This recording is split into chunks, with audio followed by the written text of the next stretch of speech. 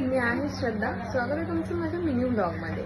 आज बुधवार असल्यामुळे मी काळं चिकन बनवते आणि तुम्हाला मी शेअर करणार आहे हे कसं बनवते. मी पण फर्स्ट टाइम ट्राय करते.